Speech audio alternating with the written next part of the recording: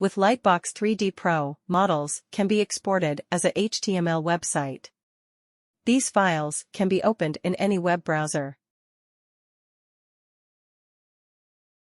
To generate 3D HTML files, navigate to the Export and Print dialog, then click on the 3D HTML tab. From there, you can choose a template and configure your preferred settings.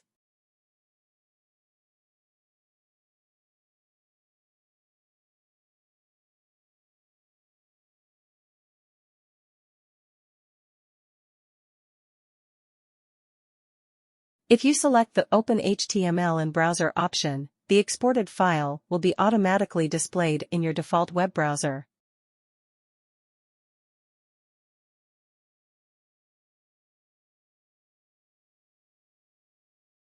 Additionally, there is a batch tool accessible for creating 3D HTML files in batches for added convenience.